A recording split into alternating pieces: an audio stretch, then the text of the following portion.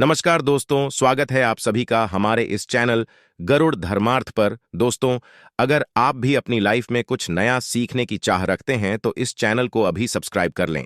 दोस्तों, आप सभी लोग जानते हैं कि 26 अगस्त 2024 को पड़ रही है सोमवार की अष्टमी तिथि। दोस्तों, ये जो अष्टमी है भाद्रपद महीने में पड़ने वाली सबसे बड़ी अष्टमी है, क्योंकि यह सोमवार के दिन पड़ रही है और इसका बहुत ही बड़ा और विशेष महत्व होता है।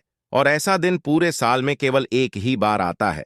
और दोस्तों, आप सभी लोग जानते हो कि सोमवार अष्टमी का यदि सबसे बड़ा कोई उपाय है तो 108 चावल के दाने वाला उपाय है।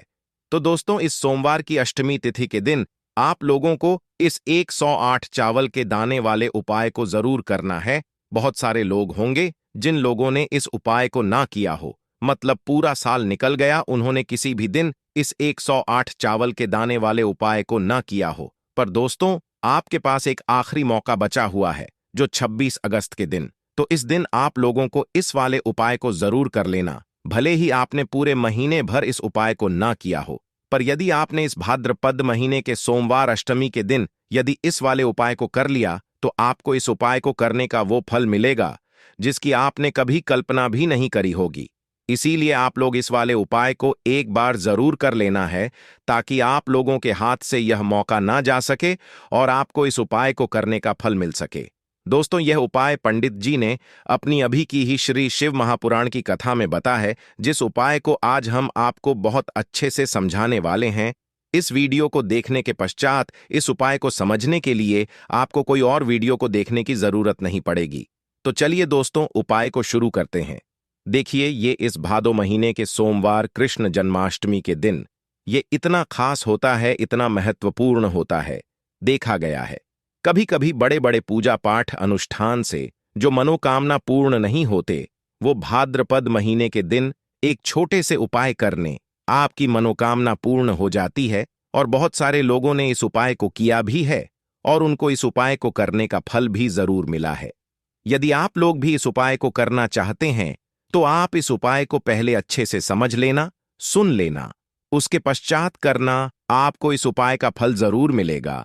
और इस उपाय को कर लेने से आपके घर में चाहे किसी भी प्रकार की दुख और समस्या क्यों ना चल रही हो, आपको उसका कारण भी नहीं पता है कि भाई यह समस्या किस कारण से चल रही है। उसका कुछ भी कारण हो सकता है, जैसे पितृदोष हो सकता है या किसी भी तरह का मंगल दोष भी हो सकता है। तो इस दिन आप लोगों को यह वाला उपाय कर लेना है। यह एक ऐसा उपाय है जिस उपाय को यदि किसी विशेष दिन पर किया जाए तो भाई उस विशेष दिन का जो है वह तो हमें मिलता ही मिलता है। पर हमने उस दिन पर इस उपाय को किया है तो हमें उससे भी बड़ा फल मिलता है, और फल बहुत जल्दी मिलता है, क्योंकि आप इस उपाय को बहुत ही बड़े और विशेष दिन पर कर रहे हो। तो चलिए अब उपाय के बारे में बात करते हैं, लेकिन उससे पहले आप लोगों को यह जानना आवश्यक है कि आखिर यह उपाय किस समय करना है, किसको करना है और कैसे करना है। तो चलिए हम आगे आपको वीडियो में एक एक करके बता देते हैं। लेकिन उससे पहले यदि आप लोग हमारे चैनल पर पहली बार आए हैं या फिर मेरी आवाज आज पहली बार सुन रहे हैं तो हमारे चैनल को सब्सक्राइब जरूर कर लेना और इस वीडियो को लाइक करके जरूर टाइप कर देना। तो दोस्तों, इस 108 चावल के दाने वाले उपाय को हमें इस सोमवार के दिन कैसे करना है, किसको करना है, किस समय करना है और कहां पर करना है, ये सारे सवालों के जवाब आपको इस वीडियो में मिल जाएंगे। और जो ये वीडियो देखिएगा भाई, उसको 108 चावल के दाने वाला उपाय जरूर करना चाहिए, क्योंकि इस दिन एक चावल के दाने का भी बहुत ही बड़ा और विशेष महत्व होता है। और जब आ जाए 108 चावल के दाने की, तो ये सोने पे सुहागा वाली बात हो जाती है और ये एक बहुत ही बड़ा उपाय हो जाता है इस सोमवार कृष्ण जन्माष्टमी का।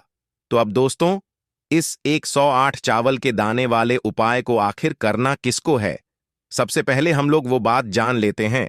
तो देखो, घर की जो बड़ी माताएं बहनें होती हैं, उन माताओं बहनों में से कोई भी एक बड़ी माता बहन इस वाले उपाय को कर सकती है।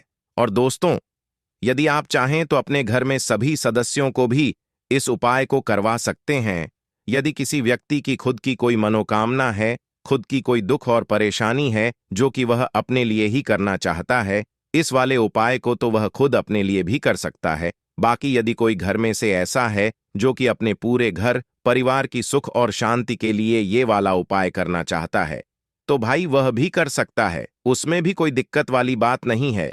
कहने का मतलब ये है कि इस उपाय को हर सदस्य भी कर सकता है और पूरे घर परिवार के सदस्य के लिए घर की बड़ी माताओं बहनों में से कोई एक माता बहन भी कर सकती है। माताएं बहनें यदि घर में उपस्थित ना हो या वो यह वाला उपाय न कर पा रही हो तो फिर घर का कोई सदस्य भी इस 108 चावल के दाने वाले उपाय को कर सकता है, चाहे फिर वह पुरुष ही क्यों ना हो, उसमें कोई भी दिक्कत वाली बात नहीं है। अब दोस्तों, इस 108 चावल के दाने उपाय को हमें करना कहां पर है? हमें इसे शिव जी के मंदिर में जाकर करना है। बहुत सारे लोग प्रश्न करते हैं, हर एक उपाय को करते समय क्या हम इस उपाय को घर पर कर सकते हैं? तो इस वाले उपाय को आप घर पर नहीं कर सकते हो। इस वाले उपाय को करने के लिए आपको शिव जी के मंदिर ही जाना पड़ी। उसके पश्चात में दोस्तों जो अगला प्रश्न निकल कर आता है वो यह आता है इस उपाय को लेकर कि आखिर इस उपाय को हमें किस समय करना है, किस समय करना है कि शाम के समय करना है। तो देखो, इस वाले उपाय को आप लोग सुबह के समय भी कर सकते हो और शाम के समय प्रदोष काल में भी कर सकते हो। अब यदि आप पूछो कि भाई सबसे उत्तम समय कौन सा रहेगा इस 108 चावल के दाने वाले उपाय को करने का, तो हम आपसे बस यही कहेंगे कि इस उपाय को आप सुबह के समय करेंगे तो ज्यादा बेहतर होगा। बाकी यदि प्रदोष काल शाम के समय भी करेंगे तो भी अच्छा होगा, उसमें कोई भी दिक्कत बात नहीं है। तो अब दोस्तों, जो अगली सबसे बड़ी और महत्वपूर्ण बात आती है वो यह आती है कि सुबह यदि हम उपाय को करेंगे तो हमें कितने बजे से लेकर कितने बजे तक के बीच में करना है, और शाम के समय प्रदोष काल में करेंगे तो हमें कितने बजे से लेकर कितने बजे के बीच में करना है। तो देखो, सुबह जितनी जल्दी हो सके आप उपाय को करने की कोशिश करना। बाकी यदि किसी कारणवश लेट भी हो जाओ, देर भी हो जाए, तो 10 या 11 बजे भी आप उपाय कर लेना, पर 12 बजे से ज्यादा देरी ना हो। ठीक है, इस बात का ध्यान रखना। उसके पश्चात में दोस्तों, यदि शाम के समय प्रदोष काल की बात करें, प्रदोष काल का जो समय होता है वो शाम के 6 बजे से शुरू हो जाता है। मतलब शाम के 6 बजे से लेकर 7 बजे के बीच का जो समय होता है ये समय प्रदोष काल का समय होता है। पर अभी जो मौसम चल रहा है इस मौसम में जो है शाम बहुत देरी से होती है, तो आप इस उपाय को 7 या 8 बजे के बीच में भी कर सकते हो। मतलब शाम के 6 बजे से रात 8 बजे के बीच में आप कभी भी इस वाले उपाय को कर सकते हो, उसमें कोई भी दिक्कत वाली बात नहीं है।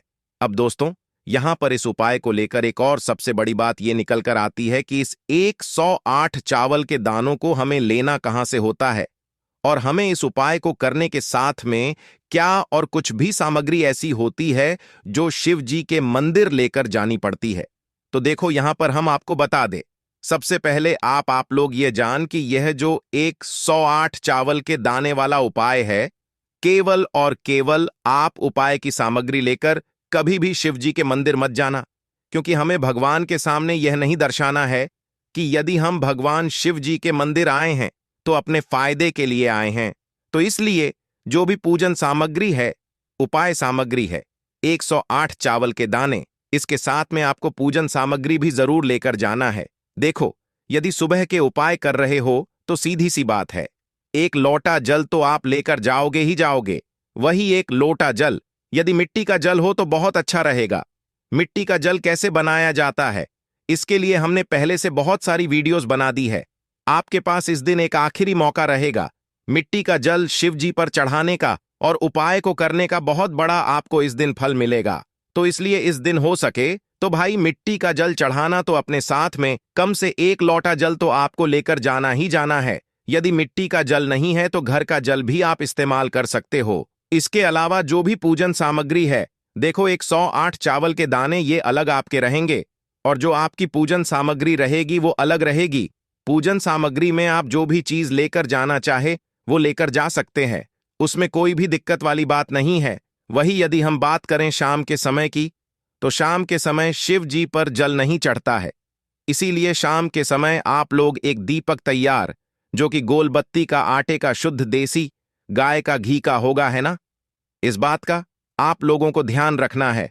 और इस दीपक को आपको घर से जलाकर नहीं लेकर जाना है, भगवान शिव जी के मंदिर में जाकर ही जलाना है। इस बात का भी आप लोगों को ध्यान रखना है।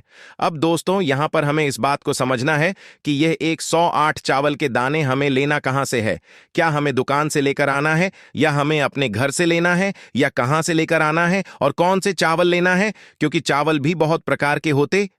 तो देखो, इन सभी सवालों के जवाब आप लोग एक बात में सुन लो कि भाई ये जो उपाय है, इस उपाय में आपको ये नहीं देखना है कि भाई कौन से चावल है कौन से चावल नहीं है। बस जो भी चावल ले रहे हो वो चावल का दाना सबूत होना चाहिए, मतलब साबुत होना चाहिए, टूटा हुआ नहीं होना चाहिए, कटा पीटा नहीं होना चाहिए। ये बात आपको ध्यान रखना है। बाकी आपका चावल बासमती हो या सादा चावल हो या कोई सा भी चावल हो, उसमें कोई भी दिक्कत वाली बात नहीं है। तो सीधी सी बात है कि आपके घर के रसोई घर में जहां पर आप भोजन बनाते हो, वहां पर जो भी चावल आपके उपस्थित हो, उन चावलों में से अपनी एक कटोरी भर लेना या एक मुट्ठी में दूर होती है, इस बात का आप लोगों को ध्यान रखना है। तो अपने उस चावल की कटोरी में से या चावल में से 108 ऐसे चावल के दाने आप लोग निकाल, जो कि टूटे हुए ना हो, कटे पिटे ना हो, जिनमें कोई दाग ना लगा हुआ हो, है ना। अच्छे साबुत चावल के दाने 108 दाने आप लोग निकाल कर रख लो, और इन्हें किसी भी एक कागज की पुड़िया में या किसी एक छोटी सी कटोरी में आप लोग रख लो, ताकि यह सुरक्षित रहे, आपके एक भी चावल का दाना इधर उधर ना हो और आपका उपाय भी पूरा अच्छे से हो जाए। तो भाई, जैसे ही आपका उपाय की जो सामग्री है 108 चावल के दाने ये हो जाते हैं, उसके पश्चात मैं आपको जो भी अपनी पूजन सामग्री है, सुबह के समय कर रहे हो तो एक लौटा जल या पूजन सामग्री जो लेकर जाना चाहो उसकी भी तैयारी कर लेना, और शाम के समय जा रहे हो तो भाई अपना जो दीपक है उसे तैयार कर लेना, ठीक है। और उपाय को करते समय शुद्धता का विशेष रूप से ध्यान रखना, ठीक है। सुबह सुबह स्नान करने के पश्चात ही उपाय को करने की आप लोग तैयारी करना। उसके पश्चात यदि शाम की बात करें तो शाम के समय आपको स्नान करने की जरूरत नहीं है, पर शुद्धता का ध्यान रखना है। आपको स्नान तो नहीं करेंगे, आप हाथ मुंह धोकर भी इस वाले उपाय को शाम के समय प्रदोष काल में कर सकते हैं, इसमें कोई दिक्कत वाली बात नहीं है।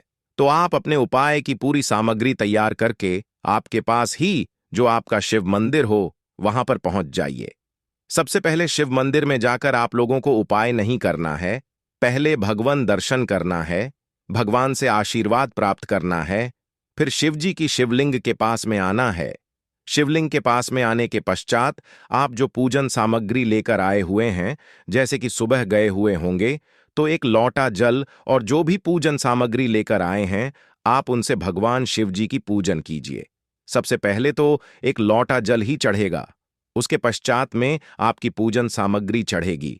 उसके पश्चात में यदि दोस्तों शाम के समय यदि इस उपाय को कर रहे हो तो अपने साथ में कम से कम एक जो दीपक है गोल बाती का, जो आप अपने साथ में लेकर गए हो, उस दीपक को मंदिर में जाकर अपनी माचिस से जलाना है और उस दीपक को शिवलिंग के पास में रखना है, ठीक है। इस दीपक को रखने के पश्चात ही आप लोगों को अपना ये वाला उपाय शुरू करना है, और दीपक को ज्यादा पास में मत रखना, वैसे भी गर्मी पड़ रही है, भगवान शिव जी को आंच नहीं लगनी चाहिए, है ना। तो भाई जैसे ही आपकी पूजा अर्चना हो जाती है, आप भगवान शिव जी सन्न कर लेते हैं, उसके पश्चात में शिवलिंग के पास ही में आप कहीं पर बैठ जाइए, सामने या आसपास जिस जगह पर आपको बैठना हो वहां पर बैठ जाइए, और अपने वह 108 चावल के दाने अपने सामने निकाल कर रख लीजिए, क्योंकि अब यहां पर उपाय को यहां पर करने की आपको तैयारी करना है। और इस तरीके से जब आप उपाय करेंगे पूजन सामग्री करने के पश्चात, पूजन अर्चना करने के पश्चात, तो आपको उपाय का फल बहुत जल्दी और बहुत होकर मिलेगा। तो अपने 108 चावल के दाने अपने सामने निकाल कर रख लेना, और यह जो उपाय है यह आपकी सीधे हाथ की हथेली से होगा, इसलिए इस बात का भी विशेष रूप से ध्यान रखना है। तो सीधे हाथ की हथेली का प्रयोग करके ही आप लोग अपना इस वाले उपाय को करना। अपने सामने जो भी आपकी कागज की पुड़ियां है उसको खोल कर रख लो, या कटोरी है तो भाई उसे अपने सामने रख लो और अपने वह 108 चावल के दाने निकाल लो, ठीक है। उसके पश्चात में दोस्तों अब आपको क्या करना है कि शिवलिंग आपके सामने होगी, तो आपने वह 108 चावल के दाने एक एक करके आपको शिव जी के शिवलिंग के ऊपर चढ़ाना है। कहां पर चढ़ाना है? शिवलिंग के ऊपर चढ़ाना है और कहीं पर भी नहीं चढ़ाना है।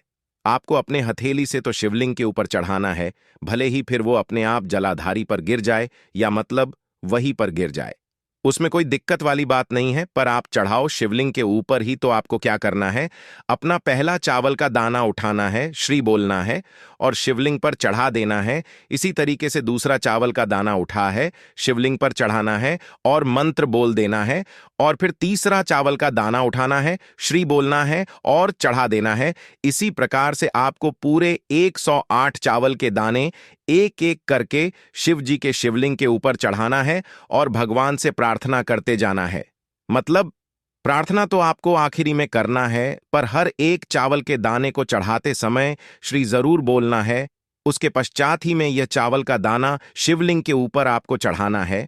जैसे ही आपके 108 चावल के दाने शिवलिंग के ऊपर जाते हैं, तो भाई उसके पश्चात में आपको क्या करना है, भगवान से अपनी मनोकामना बोलना है। मनोकामना भी कब बोलना है, जब आपका 108 चावल का दाना आपके सीधे हाथ की हथेली में हो और आप उसे चढ़ाने के लिए जा रहे हो। श्री बोलकर उस आखिरी चावल के दाने को शिव के ऊपर चढ़ा देना और भगवान से फिर अपनी वह मनोकामना बोल देना, जिस मनोकामना के लिए आप लोग अपना यह वाला उपाय कर रहे हो। जिस भी दुख और परेशानी के लिए आप लोग अपना यह वाला उपाय कर रहे हो, उसके पश्चात में जैसे ही आप अपनी मनोकामना बोल देते हो, आपका यह वाला उपाय पूरा हो जाता है। पर दोस्तों, उपाय को करने के पश्चात आप लोगों को 2 मिनट भगवान शिव जी के मंत्र का जाप जरूर करना है और मंत्र का जाप करने के पश्चात भगवान से एक बार प्रार्थना करना है अपनी मनोकामना के लिए या अपनी जो भी दुख और परेशानी है उसके लिए। इसके पश्चात में आप लोग भगवान को देखकर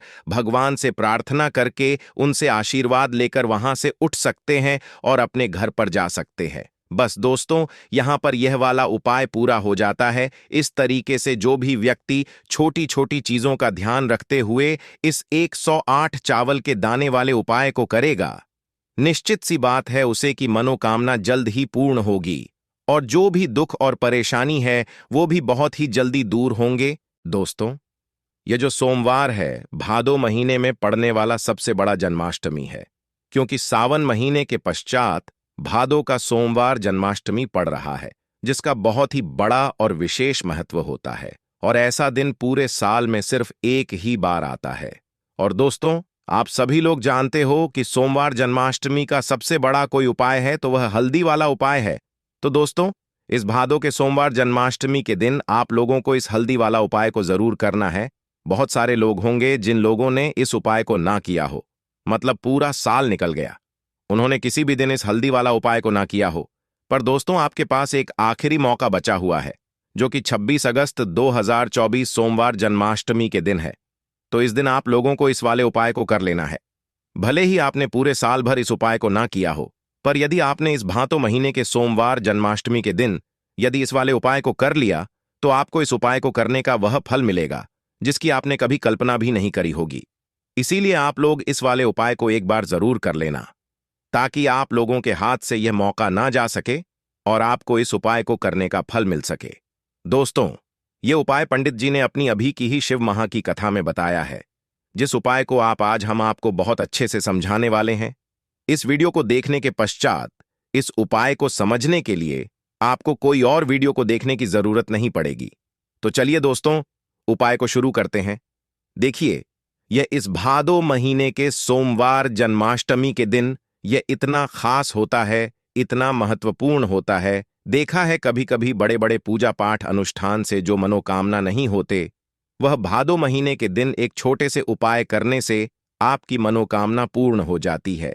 और बहुत सारे लोगों ने इस उपाय को किया भी है और उनको इस उपाय को करने का फल भी जरूर मिला है। यदि आप लोग भी इस उपाय को करना चाहते हैं, तो आप इस उपाय को पहले अच्छे से समझ लेना, सुन लेना, उसके पश्चात करना। आपको इस उपाय का फल जरूर मिलेगा और इस उपाय को कर लेने से आपके घर में चाहे किसी भी प्रकार की दुख समस्या क्यों ना चल रही हो, आपको उसका कारण भी नहीं पता है कि भाई यह समस्या किस कारण से चल रही है, उसका कुछ भी कारण हो सकता है, जैसे पितृदोष हो सकता है या किसी भी तरह का मंगल दोष भी हो सकता है।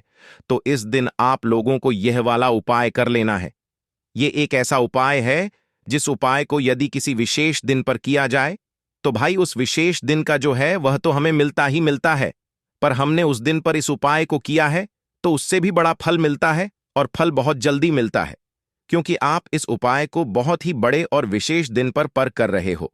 तो चलिए अब उपाय के बारे में बात करते हैं, लेकिन उससे पहले आप लोगों को यह जानना आवश्यक है कि आखिर यह उपाय किस समय करना है, किसको करना है और कैसे करना है। तो चलिए हम आगे आपको वीडियो में एक एक करके बता देते हैं। तो दोस्तों, इस हल्दी वाला उपाय को हमें इस सोमवार जन्माष्टमी के कैसे करना है, किसको करना है, किस समय करना है और कहां पर करना है, ये सारे सवालों के जवाब आपको इस वीडियो में मिल जाएंगे। और जो ये वीडियो देखिएगा भाई, उसको हल्दी वाला उपाय जरूर करना चाहिए, बहुत ही बड़ा उपाय हो जाता है इस सोमवार जन्माष्टमी का। तो अब दोस्तों, इस हल्दी वाला उपाय को आखिर करना किसको है, सबसे पहले हम लोग वह बात जान लेते हैं। तो देखो, घर की जो बड़ी माताएं बहनें होती हैं, उन माताओं बहनों में से कोई भी के बड़ी माता बहन इस वाले उपाय को